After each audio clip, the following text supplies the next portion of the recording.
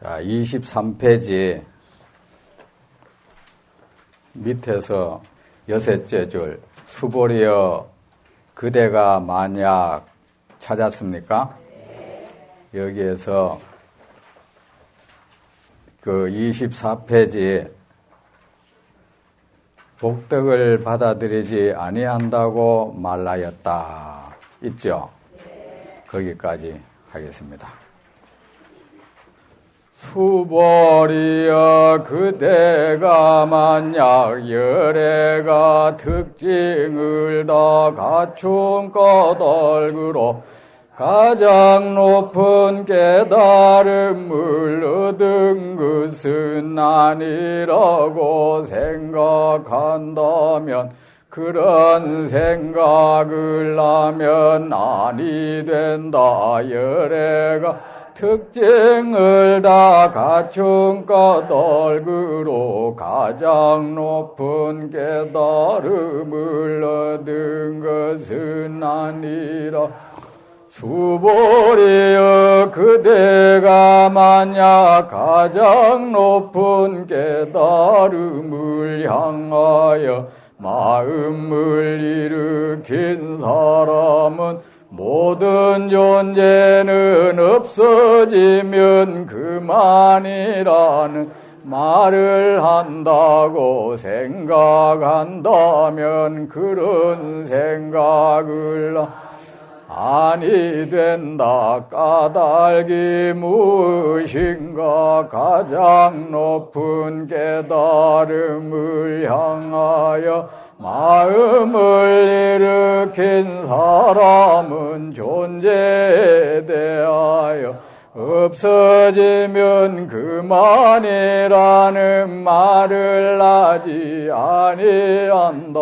수보리 어떤 보살이 겐지스강의 모래와 같은 세계를 보배로 가득 채워 베푼다고 만약 다른 어떤 사람이 모든 존재의 실체가 없음을 알아 흔들림 없는 마음을 얻는다면 이 보살이 얻는 공덕이 앞의 보살보다 낫다.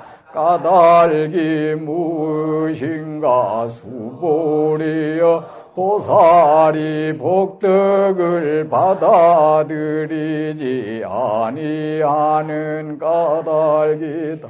수보리가 부처님께 여쭈었습니다. 세존이시여 어찌하여 보살이 복덕을 받아들이지 아니합니까?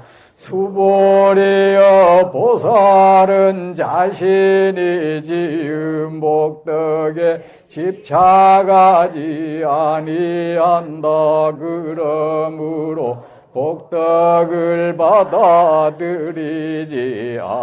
아니한다고 말하였다.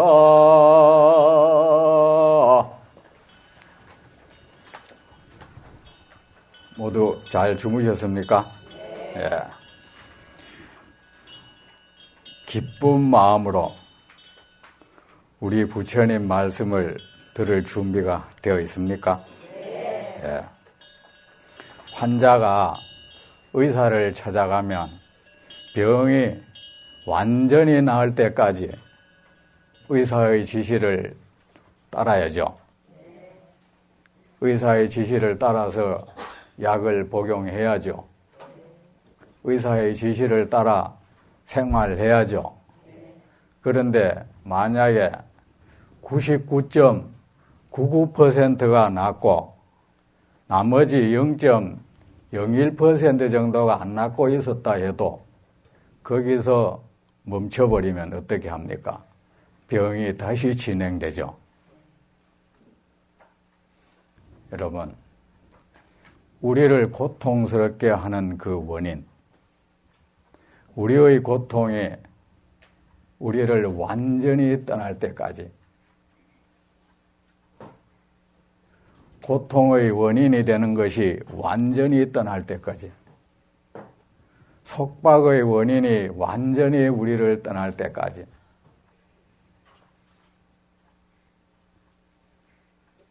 어리석음의 원인이 완전히 소멸될 때까지 우리는 부처님 가르침을 따라야 합니다. 오직 부처님 가르침을 따라도 안 되는 분은 부처님밖에 없습니다.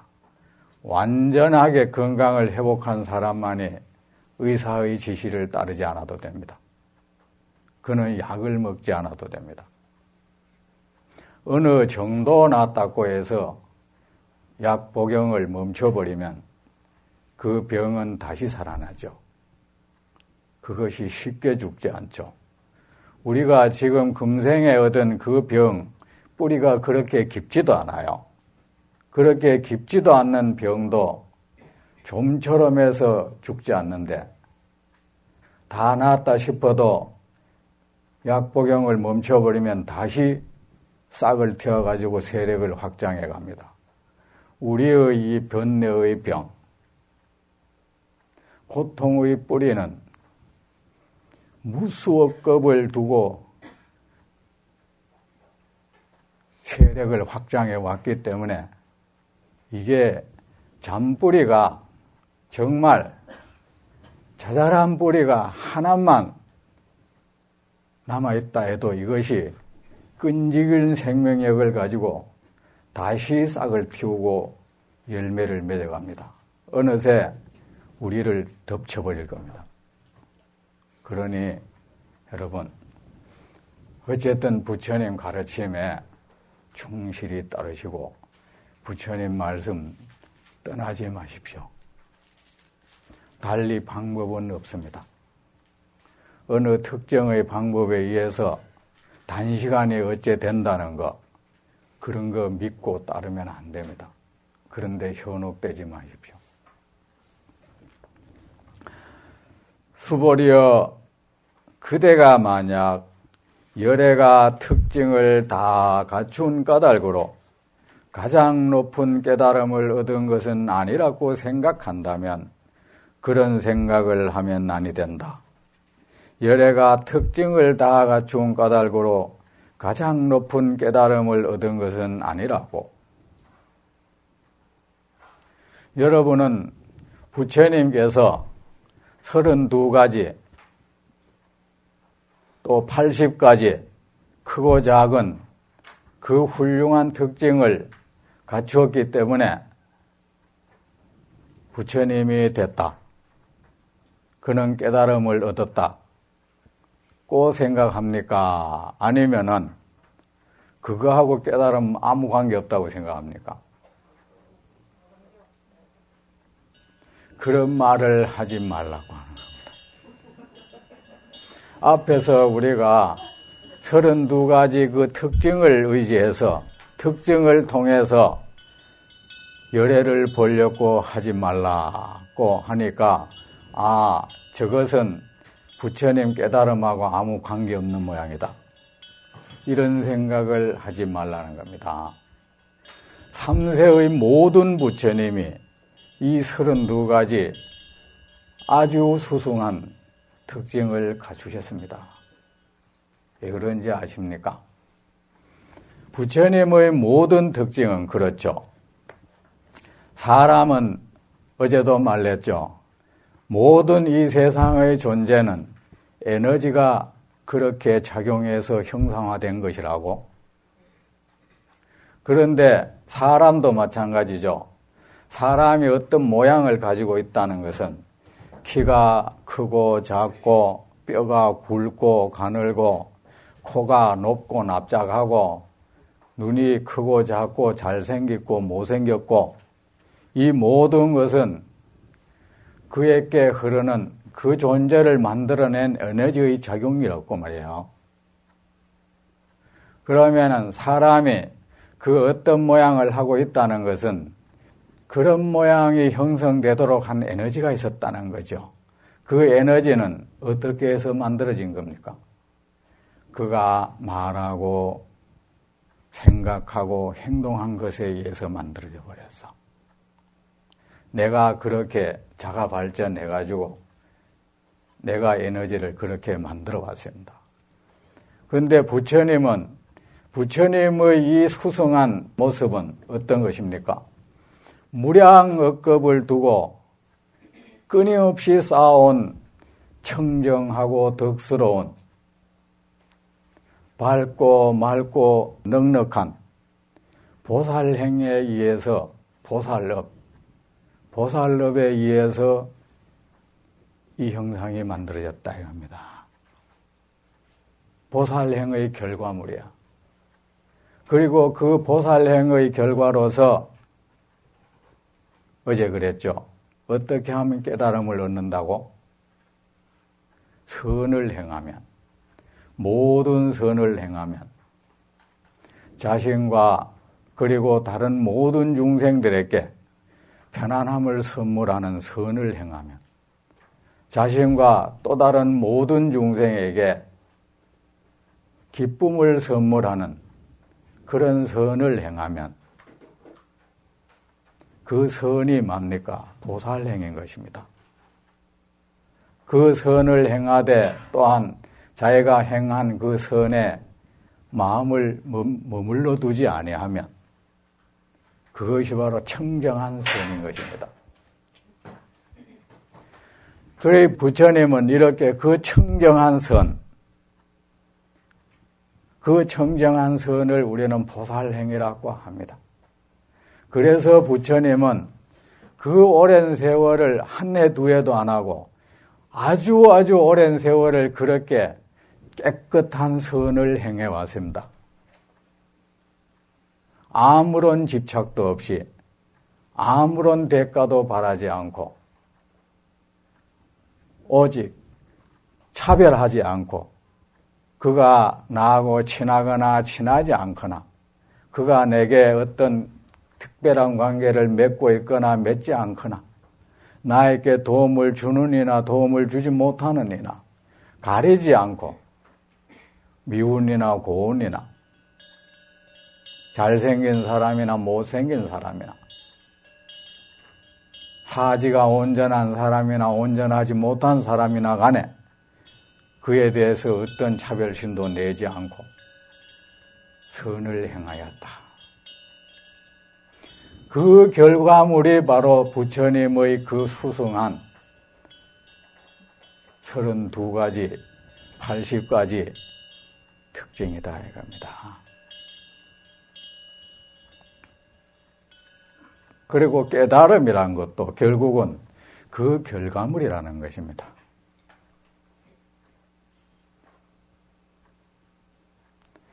우리가 깨달음을 구한다는 거, 우리가 보십시오.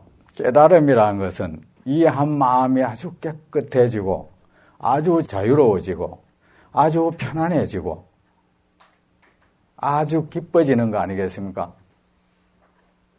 그러면은 그 오랜 세월 동안 부처님은 그 보살행을 통해서 깊고 깊이 뿌리내린 그 번뇌를 그렇게 소멸해 왔다 이겁니다. 자신을 고통 속에 몰아넣는 그 원인들을 자신을 속박하고 남을 속박하는 그 원인을 모두 소멸해 왔다. 자, 그러면 우리는 여기서 문제가 있습니다. 부처님은 그렇게 무량억겁을 두고 보살행을 쌓아와서 무량억겁 뒤에 비로소 깨달음을 얻었다. 그러면 우리도 무수억겁을 두고 그렇게 해야 되는 것 아닌가? 이거 참 막막하다 이거. 다음 생에 사람 몸을 안 받을 수도 있는데 다음 생에 부처님을 만난다는 어떤 보장도 없는데 이거 큰일 났다. 그런데 너무 걱정하면 안 됩니다. 어떤 수학자가 어떤 문제를 어떤 수의 개념을 발견하기까지는 한평생을 바치는 수도 있어. 그죠? 한평생을 바치지만 그 사람이 바쳐서 발견해낸 그 수학의 원리는 다른 사람은 그 사람 원리 발견했는 거 그거에 의해서 1시간 만에 알 수가 있잖아요. 그죠? 우리는 이렇게 성각자의 도움을 받는 겁니다.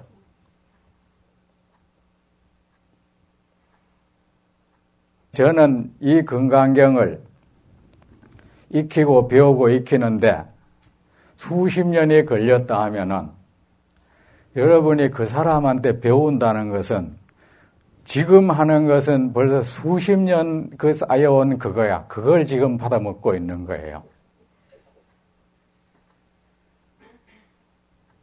그래 부처님께서 부처님은 그 자신이 그런 깨달음을 얻는데 번뇌의 그 뿌리를 싹 뽑아 없애는데 걸리는 시간이 무수억급이었지만 부처님께서 가르친 대로 그것이 스승을 만나는 공덕인 겁니다.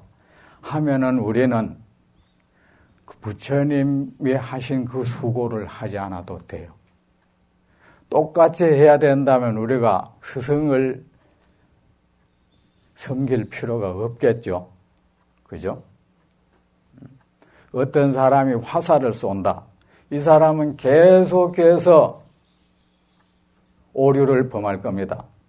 그런데 이 사람이 화살 쏘기를 계속 오랫동안 연구를 해서 묘를 터득했다. 아, 이렇게 쏘니까 적중을 하는구나. 10m 앞에 거는 이렇게 조준하니까 되고 50m 밖에 있는 물체는 이렇게 조준하니까 되고 100m 앞에 있는 건 이렇게 조준하니까 되는구나. 근데 그 사람은 그것을 알기까지 굉장히 오랜 시간이 걸렸어. 그런데 이 사람은 다음 제자한테는 가르칩니다. 10m 앞에 거 쏠 때는 이렇게 조준하고 50m 앞에 것은 이렇게 조준하고 100m 앞에 것은 이렇게 조준하라면 그 사람은 당장에 돼요. 우리가 군에 가면 총 쏘는 거 배우죠. 100m, 200m, 250m 표적을 정해놓고 쏩니다. 그것을 조준하는 방법이 다 다릅니다. 숨도 어떻게 쉬라 하고. 하지만 그 조준하는 방법이 그렇게 알려지기까지는 상당히 오랜 시간이 걸렸을 거야. 많은 사람이 그렇게 연구를 했을 거예요. 그런데 우리는 바로 교관으로부터 이렇게 쏘면 된다. 그냥 총을 줘가지고 쏴라, 뭐 이 사람도 아마 한평생을 쏴도 표적을 한번 적중 못할 수도 있을 거야. 하지만 교관이 가르친 대로 그렇게 해버리면 바로 어떤 사람은 바로 즉시 되는 수도 있고 어떤 사람은 뭐 하루 뒤에 되는 수도 있습니다. 그래서 스승을 따라 배운다는 것이 중요합니다. 여러분, 스승을 반드시 따라 배워야 돼요. 그런데 가장 확실한 스승이 누구이겠습니까? 바로 부처님이에요. 우리가 스승을 선지식이라고 해요. 가장 최고의 선지식은 부처님입니다. 부처님을 따라 배우는 것보다 더 확실하고 더 빠른 길은 없습니다, 여러분. 이거 명심하십시오. 달마대사건, 해능이건, 임재건, 조주건 부처님에 비할 수는 없는 겁니다. 그랬지 않습니까? 부처님 때도 사리불이 비록 부처님 그 제자 가운데 지혜가 제일이라 했지만 사리불 같은 사람이 그 겐지스 강의 모래 숫자처럼 모여있다 해도 그 지혜가 부처님 지혜의 억천만 분의 1에도 미치지 못한다고 하지 않았습니까?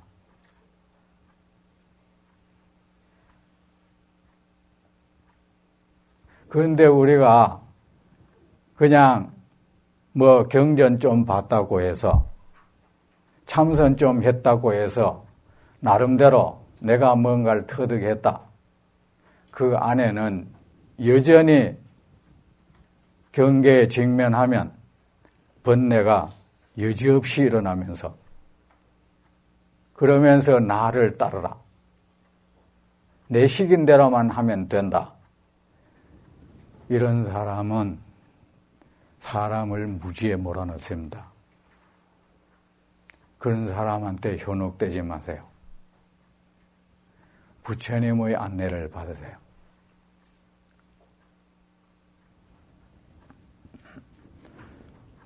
그리 부처님의 이름보입니다. 그러니까 우리는 부처님 따라 배우면은 또 부처님께서 겪으신 그런 오랜 세월을 거치지 않아도 됩니다. 걱정하시지 말고. 옛말에도 있죠. 배우고도 능치 못한 사람이 있긴 있어도 세상에는 배웠다고 다 능할 수는 없어. 배우고도 못하는 사람들이 있긴 있어. 배우고도 능치 못하는 못한 사람이 있긴 있어도 안 배우고 능한 사람은 없다 했습니다. 맞죠? 그러면은 우리가 누구한테 배우냐? 더 눈 밝은 사람한테 배우면 더 좋겠죠. 물론 부처님 가르침을 배우고도 받고도 뭐 어찌 안 되는 사람은 있어도 부처님 가르침을 안 배우고도 그 사람이 깨달음을 얻는다. 그런 경우는 없습니다. 제가 확실히 말합니다. 없습니다. 그러니까 꼭 부처님 따라 배우십시오. 그러니까 부처님께서 가지고 있는 그 32가지 특징은 부처님께서 무수억 동안 쌓아온 보살행의 결과물이다. 부처님은 그 결과로서 깨달음이란 것도 얻었다. 그 결과로서 부처님은 모든 고통에서 벗어날 수 있었다. 그 결과로 부처님은 모든 고통의 원인을 소멸할 수 있었다. 그러니까 그것을 무시해버리면 안 되죠. 그렇죠? 수보리여 그대가 만약 가장 높은 깨달음을 향하여 마음을 일으킨 사람은 모든 존재는 없어지면 그만이라는 말을 한다면 그런 생각을 하면 아니 된다. 까닭이 무엇인가? 가장 높은 깨달음을 향하여 마음을 일으킨 사람은 존재에 대하여 없어지면 그만이라는 말을 하지 아니한다. 여러분, 그 절이란 곳은 뭐 하는 곳입니까, 여러분? 절에 여러분 계속 다니잖아. 그죠? 절이 뭐 하는 곳입니까? 부처님 가르침 배우는 곳이죠. 부처님께 공양하고 예배하고 부처님 가르침을 배우고 익혀서 참된 복락을 얻기 위한 노력을 하는 것이 절이에요. 여러분, 절에 올 때는 오직 부처님께 공양하기 위해서, 부처님께 예배하기 위해서, 부처님 가르침을 배우기 위해서 오십시오. 절은 다른 어떤 곳도 아닙니다. 그냥 그런 곳입니다. 스님들은 여기에 계속 머물러 살면서 배우고 익히고, 신도는 왔다 갔다 하면서 배우고 익히고, 차이가 거기밖에 없습니다. 어느 절이든 부처님의 가르침이 말려지지 않는 곳, 그곳은 절이 아닙니다. 설사 스님이 살고 있다 해도 그 사람 자기 개인 취향의 삶을 사는 곳입니다. 명심하세요. 다른 그 무엇을 다 한다 해도 부처님 가르침을 말려주지 않는 곳이면 그것은 절이 아닌 겁니다. 기도는 집에서도 할 수 있는 문제죠. 스님이 꼭 이름 불러준다고 더 효과 있다는 증거가 있습니까? 주소 불러준다고 부처님 주소 따라 찾아갑니까?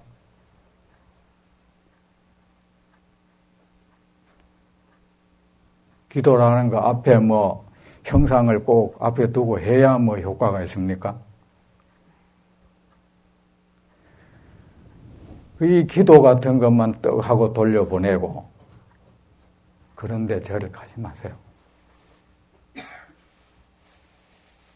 그리고 직접 부처님은 이런 가르침을 주셨습니다. 꼭 말해줘야 돼. 자꾸 궤변을 늘어놓고 부처님 말씀만이 말씀이가 이렇게 차를 마시면서 말이야 엉뚱한 소리 하면서 이렇게 한 잔의 차 속에 다 불법이 있는 거지 그러고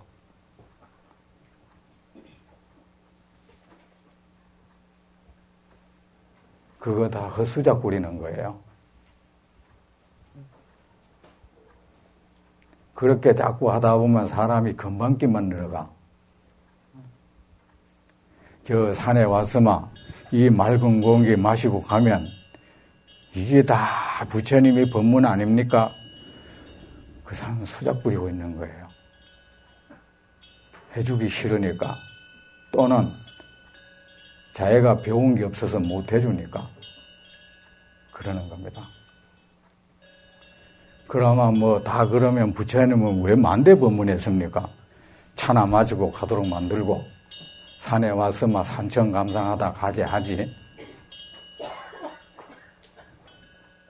여러분 절에 가는 것도 내가 왜 절에 가는지를 알아야 돼.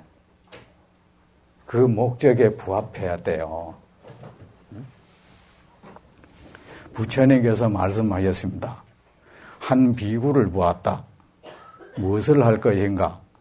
그대에게 가서 예배하고 공양하라. 그리고 그에게 열애의 가르침을 들려달라고 하라. 여러분 단월이라는 말을 하잖아. 그죠? 신도를 단월이라고 하죠. 단월. 그게 한자하고 범어가 합쳐진 말이에요. 단은 그 보시, 공양, 그걸 단나라고 하죠. 단나바람이라고 하죠. 보시바람이를 다른 말로 단나라는 것은 공양한다, 보시한다 이런 뜻입니다. 그리고 월은 한자야. 뭘 건너간다, 넘어간다. 뭡니까? 삼보에게 신도는 공양을 하고 또 삼보로부터 이 생사고해를 건너가는 가르침을 받는다 이 뜻입니다. 그런데 이 사람이 공양만 받고 예배만 받고 안 해준다. 이 사람은 자기가 해야 될 일을 안 하는 거예요. 그러면 어떻게? 제가 이 말이 가혹한 것 같지만 부처님이 그랬습니다. 그는 나의 제자가 아니다. 공양만 받고 나 열애의 가르침을 말려주지 않는 자 있다면 그는 나를 의탁해서 의식을 구하는 거진이라 했어요. 나를 의탁해서 남의 공경을 도둑질하는 도둑이라 했습니다. 그는 머리 깎고 가사 입은 거사다. 그에게 공양하지 말라. 그러니까 여러분은 부처님 제자라는 것, 절은 왜 간다는 것, 스님은 왜 만나러 간다는 것, 그것을 분명히 인식을 하십시오. 아셨죠? 수보리여 그대가 만약 가장 높은 깨달음을 향하여 마음을 일으킨 사람은, 자, 여러분 자신은 언젠가는 죽겠죠? 그러면 여러분 어떻게 생각합니까? 죽으면 그것으로 끝입니까? 아니면은 다음에 또 그 모양으로 또 태어납니까? 그럼 뭡니까? 그것도 끝도 아니고 다시 여러분의 삶이 다시 시작되는 것도 아니면 어찌 뭡니까?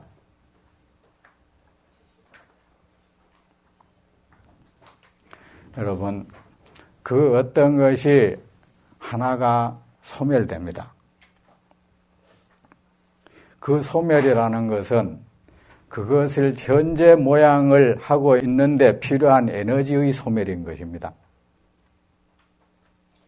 그런데 여러분, 사람이 살면은 그냥 옛날에 내가 만들어 온 그 에너지만 의탁해서 살다가 가는 게 아니죠.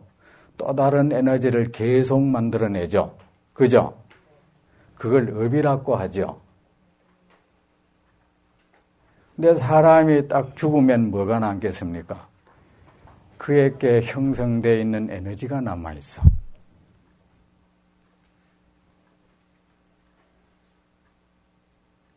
그가 평생 살아있는 동안에 생각하고 말하고 행동하면서 형성시킨 에너지.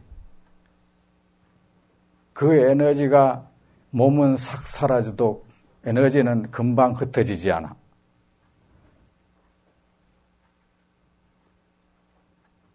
그 에너지는 원래 그 사람 모양으로 이렇게 모양 따라 형성되어 있었기 때문에 그 모양, 그 형체로 어느 일정한 시간을 계속 가요. 길게는 49일. 그런데 이 에너지가 말입니다. 그 에너지는 사람은 내 평소에 삶에 의해서 생겼잖아. 내가 이렇게 몸은 죽어도 내가 늘 하던 행동, 움직임을 이 에너지는 그렇게 해요.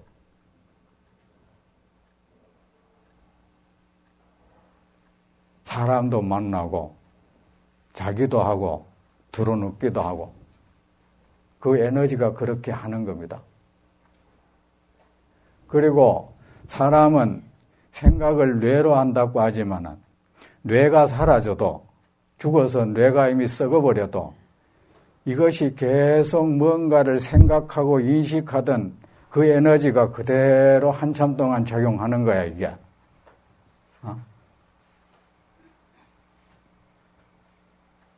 우리가 흔히 말하는 이 과학적으로는 이게 상당히 이게 난해한 건데, 우리 부처님 법으로 하면 그렇게 어렵질 않아요.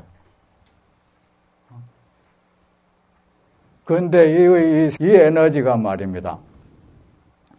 하나의 아주 한쪽 특정의 성질이 아주 강력한 성질로 예를 들어 그 사람이 혼탁한 행위를 계속하고 혼탁한 생각을 늘 하고 혼탁한 말을 늘 했다. 그러면 그 에너지도 빨리 그 에너지라는 것은 사람은 평소에 그 무언가과 계속 관계 맺으려는 행동을 해왔죠. 그죠? 그 무엇인가를 계속 붙잡으려는 게 우리 삶이잖아. 그나마 죽은 뒤에 이 남아있는 에너지도 뭔가를 계속 붙잡으려고 그래, 이게. 그럼 뭐예요? 무엇을 붙잡겠어요? 그 자기에게 익숙해져 있는 곳으로 있는 것을 잡아버린다 이겁니다. 가보면 어떻게 해요? 그것이 다음 생이 형성되는 거야.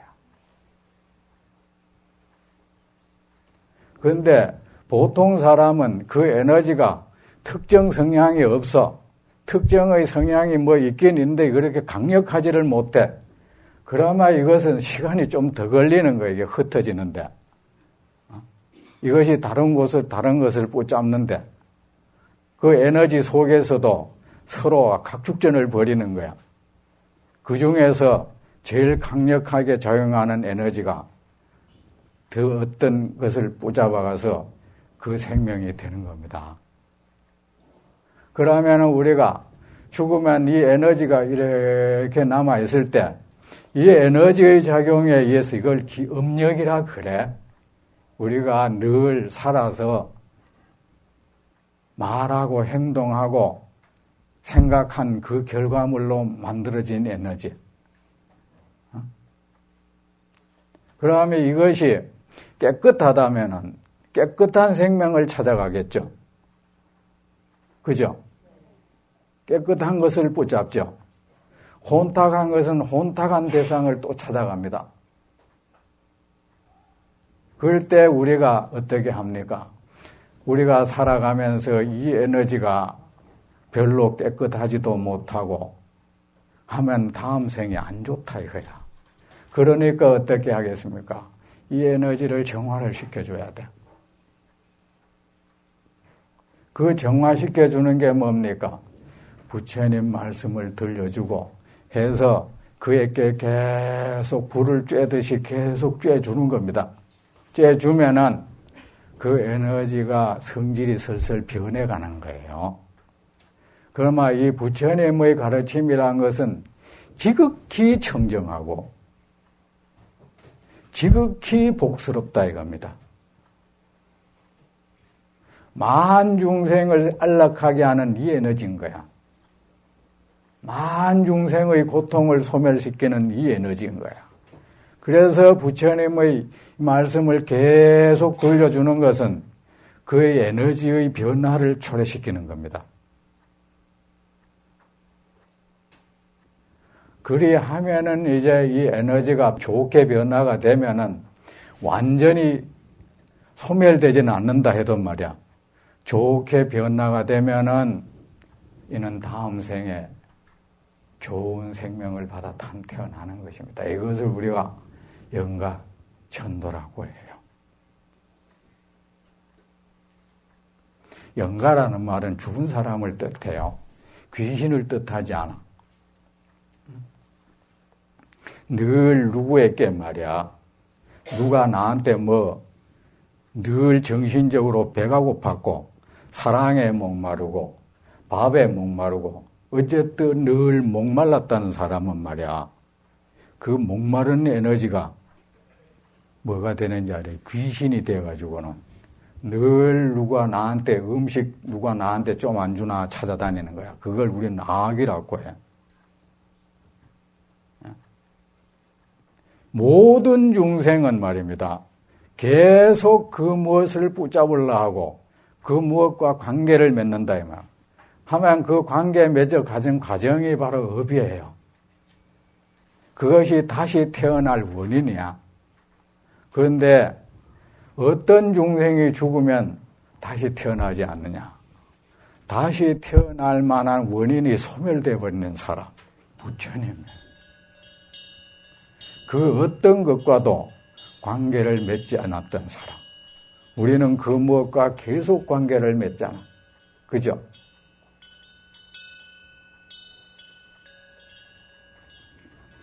모든 존재는 없어지면 그만이라는 말을 한다고 생각한다면 그런 생각하면 안 됩니다.